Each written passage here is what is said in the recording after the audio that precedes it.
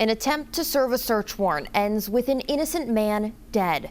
The story of Doug Harless's death is one we've covered extensively since the night it happened. 1 year later, many questions remain unanswered.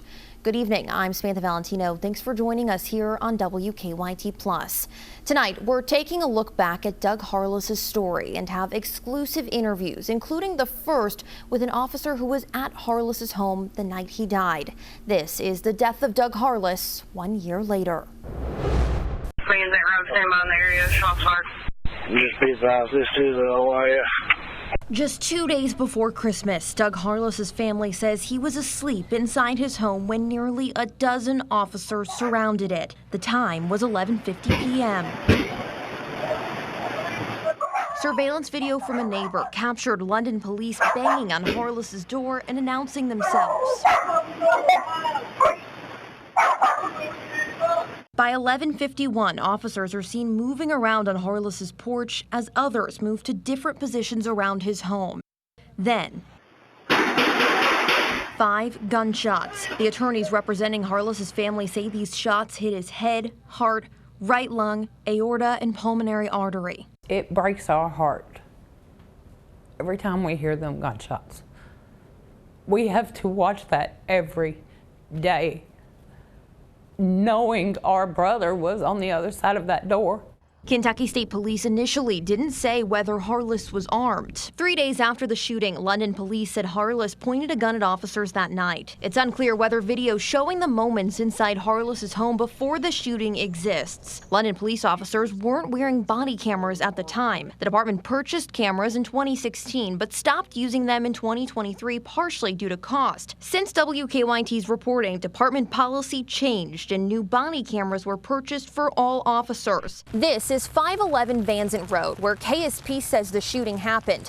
But according to Laurel County dispatch audio we've obtained, London police were attempting to serve a search warrant for this house, 489 Van Zant. It's just London PD, 489 Van Zant Road, 489 Van Zant Road.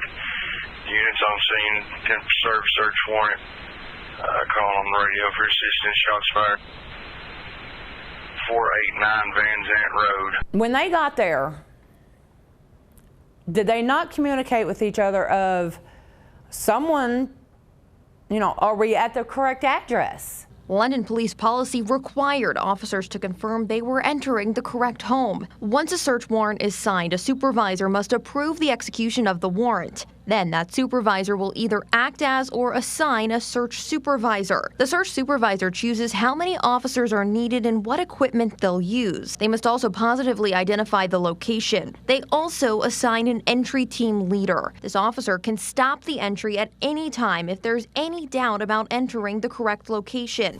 A lawsuit filed on behalf of Harless's family says his home was clearly marked and motion-activated lights illuminated the home's marking of 511. They say those lights were working at the time of Harless's death. That night, Kentucky State Police took over the investigation, as is standard practice for shootings involving police. 1 year later, that case remains open. When you lose someone, you grieve. You take that time to grieve. To us, we can't get that.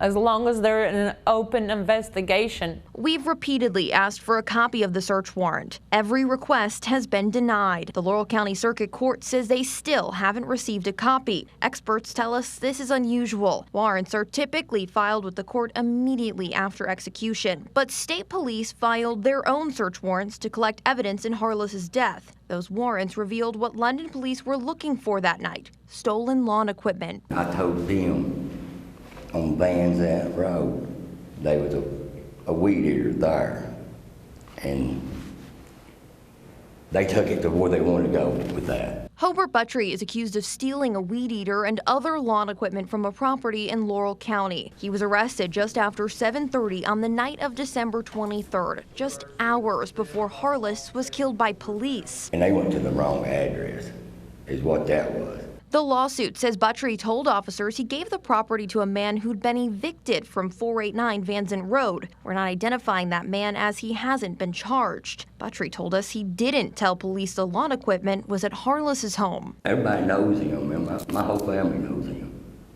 That is sad. That it comes to that over. I hate to say this, but it would never come to that if it wasn't whose stuff it was. Public records show the lawn equipment was stolen from property belonging to Laurel County Judge Executive David Westerfield. The morning after the shooting, Westerfield called dispatch to speak with an officer about the theft. They did arrest him last night. They got out with him over in Manchester. I don't know how much I can really say. I don't know how much I can really say about the situation down in Lilly last night. Well, he wasn't part of that, was he? Yeah, that search warrant come off of, from my understanding, David, that search warrant come off of his arrest. Because he had said that he had took a weed eater down there to a dope dealer's house there off of Van. Okay. And the boy was shot and killed, right? That's my understanding. I'm not very. They've not told us anything about it. So. Yeah, I understand. No, they called me at 1 o'clock this morning and told me all about it.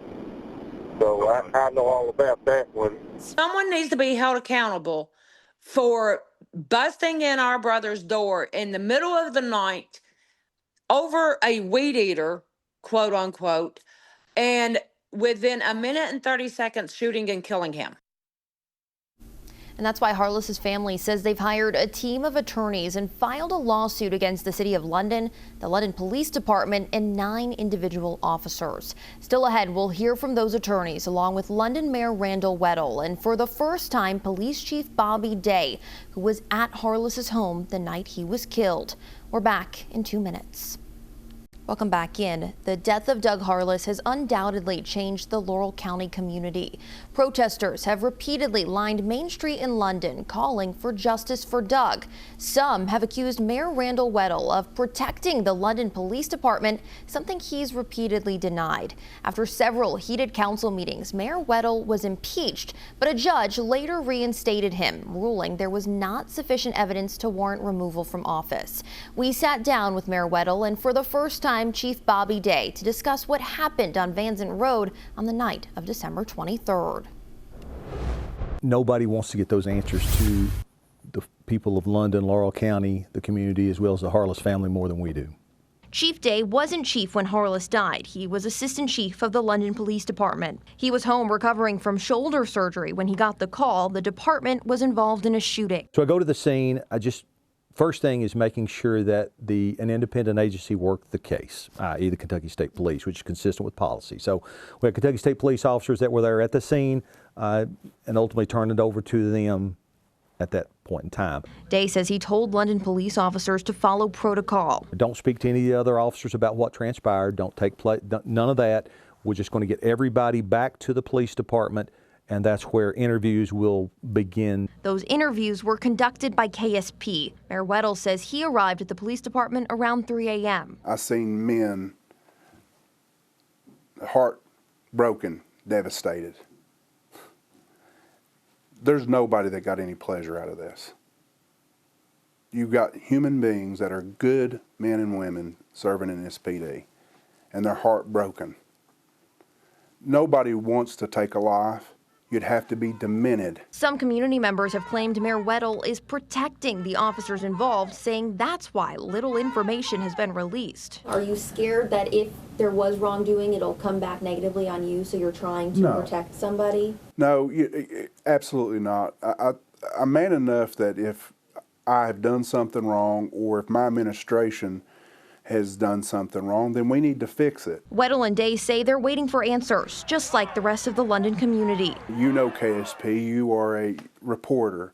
They're not giving you nothing, just like they're not coming and sitting down and telling me anything, because they're investigating this, it's involving this city. If a valid, factual report comes back from that great organization, the state police, and says wrongdoing was done, heads will roll at that PD. Are we willing to make both personnel and policy changes if the facts come out and that is what's deemed necessary? Yes, absolutely. After WKYT obtained and aired surveillance video of London police officers at Harless's home the night he was killed, people asked us why officers were serving a warrant tied to stolen lawn equipment so late at night and why they needed so many officers to do it. WKYT has yet to see a copy of the warrant, and Chief Day says he hasn't seen it either. But he doesn't know what else, along with that stolen lawn equipment, could have been on it. Did it also say drugs? Did it also say weapons? Did it also say all those things? Because the response to that investigation or that scenario is based a lot on what was there. Now, to your point, if it was just a weed eater, we'll use that as an example, or if it was just a, something, is that warrant? And those things have to be decided after the fact. But was it for lots of stolen equipment? Was it for drugs? Was it for guns? What was it for?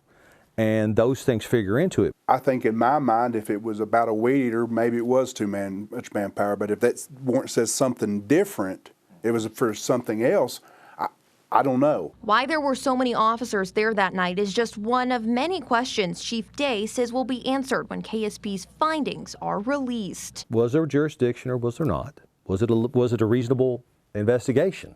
Was it not that led up to that? Was there a warrant? Was it signed by a judge? Was that warrant descriptive? How much work did or did not go into it?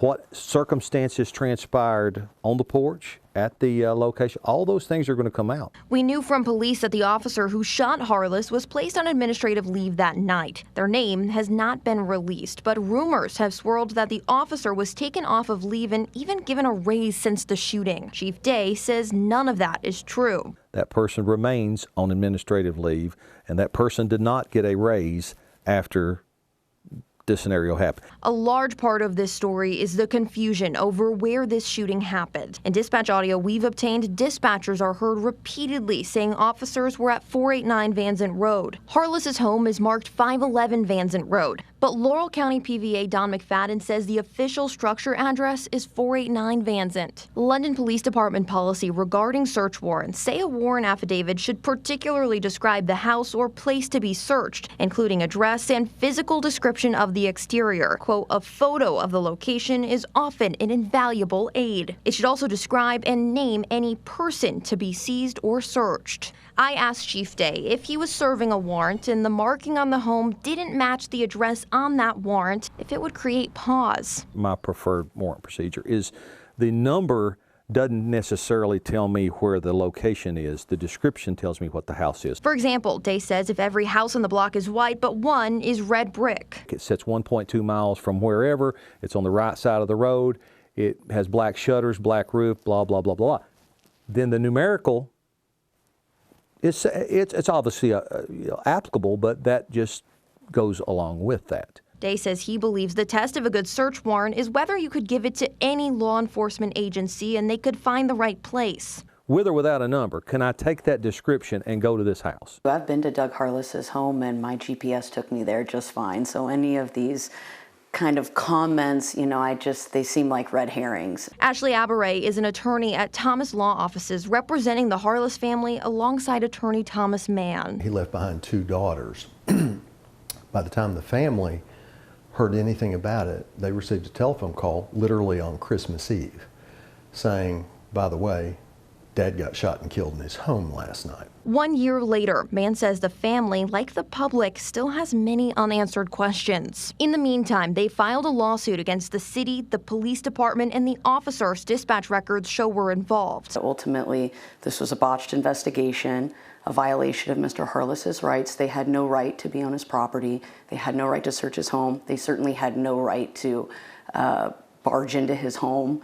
and take his life in the way that they did. So we brought claims for violation of constitutional rights, as well as some state law claims related to the duties that they breached, that the London Police Department breached that night, in regards to the investigation and all of that. There are also claims for the emotional distress the family is going through. The attorneys say they're working off of limited information, but through public records, they've been able to gather some details. The chatter going back and forth between the first responders is, hey, shots have been fired. They're executing a search warrant at 489 Van Zant Road. They weren't at 489 Van Zant Road. They were at 511. The lawsuit says the stolen lawn equipment police were looking for was given to a man who used to live at 489 Van Zant. Based on our research, 489 Van Zant Road is not where their suspect lived either. In fact, he had been evicted. There's public records about that, so we know that the police officers would have had access to that. So whether they were trying to go to 489 and ended up at 511 or whatever that is, the investigation was botched from the beginning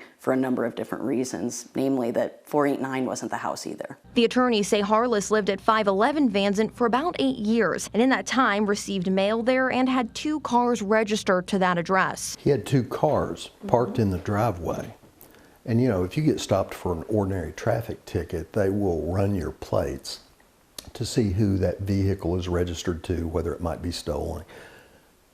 Two vehicles there. They apparently didn't check that. They say Harless's home was clearly marked 511, something we confirmed in the days after the shooting. There's no suggestion whatsoever that Doug Harless had anything to do with any crime that was being investigated. He was easily excludable. It truly is just a series of missteps, of not following their own policies and procedures, of not stopping to take a time out to think about what you're doing and the magnitude of it.